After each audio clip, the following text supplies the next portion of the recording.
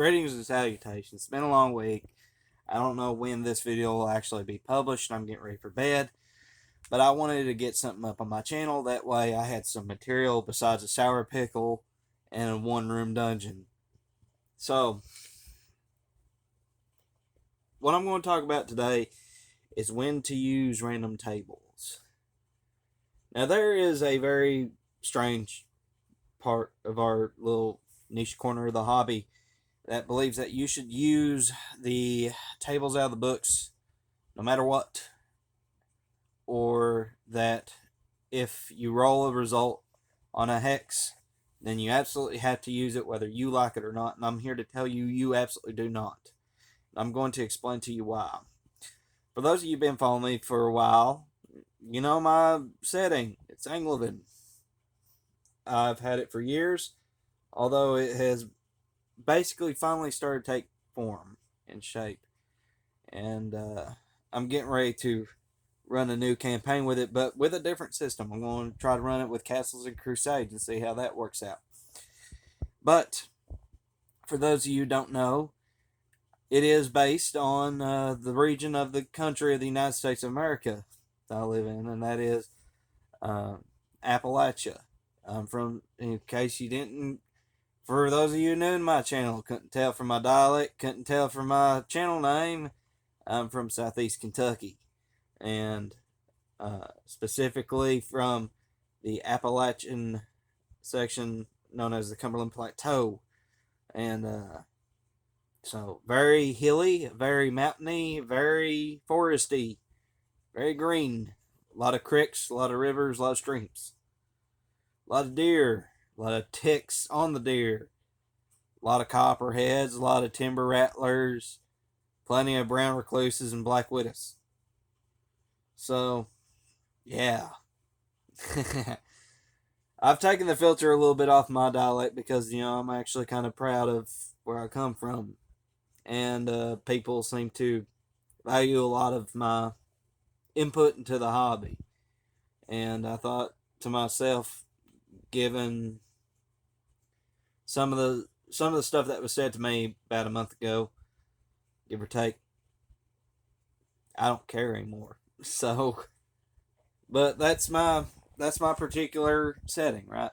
Now, this is why this is relevant, is because it doesn't make sense for me to put a jungle in the setting that I have. It just doesn't make sense for Anglovan, because there's no jungles here. There's barely swamps and wetlands. There are, but they're a minority.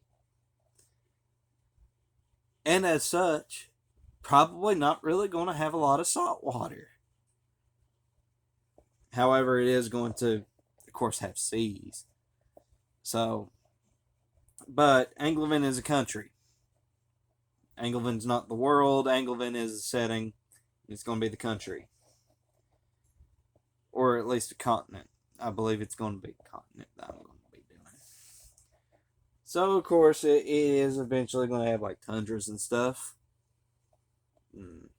But for the most part, it is very much like if you're familiar with Kentucky, Tennessee, Carolinas, Virginia, West Virginia, you're probably already going to know just what the ecology looks like and some of the monsters I've come up with. And this is why I wanted to talk about random tables, because I couldn't come up with a result like this on a random table.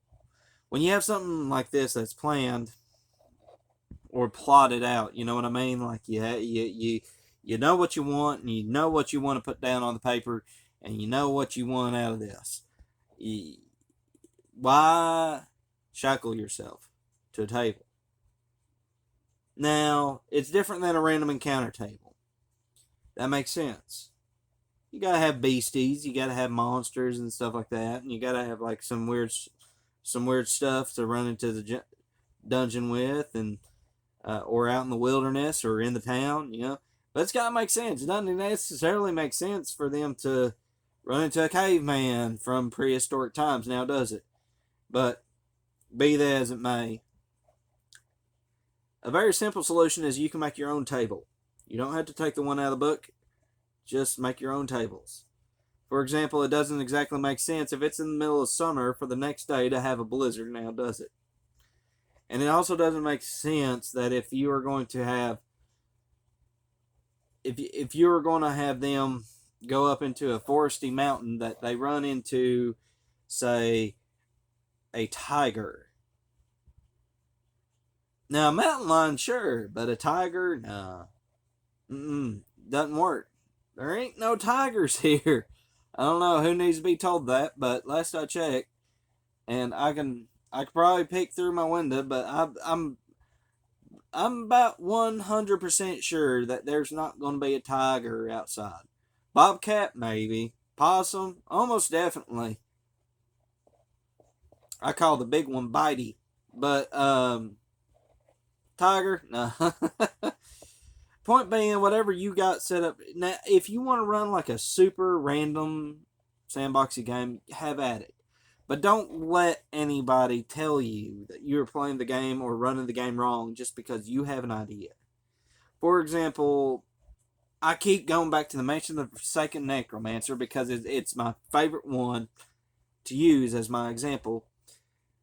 And that is, there was a section in it in which there was disembodied, deep-throated chanting, kind of like Gregorian chanting, that came from the walls because this place was haunted, right? Like that. The point was, like, when the players crossed this particular threshold, they would hear it. Now, I could put it on a table as an encounter, end quote, or something like where it would pop up every now and then. But you know what? It would get sick of it. It would kill the thing. Like it would just absolutely ruin it. They'd get sick of it a while, and it would just absolutely ruin the field. They'd get tired of it. Excuse me. But yeah. Don't let nobody tell you how to run your game. Don't let nobody tell you how you should run something. Like I said, if you want to go that random route, 100%, go for it. You can do that. If you want to prep something, go for it. Some of my best stuff came about from the fact that I had this method that was basically a hybrid. And I used Thunder Tusk as an example because he was part of a random encounter table in the wilderness, but he was also an orc slaver that I did eventually want the players to meet. Now, how they were going to meet him, don't know. But he was going to be actively hunting for people in the wilderness to capture and sell into slavery. And so he was this big, mean orc. Very classic, tropey orc barbarian slaver kind of situation, right? Do you need me to explain it? Because I introduced that element of randomness, but with something that I had in my head planned to some degree, it worked a lot better than if I scripted it. That's the key. If you have something planned, but you want to maintain player autonomy, make sure that you have it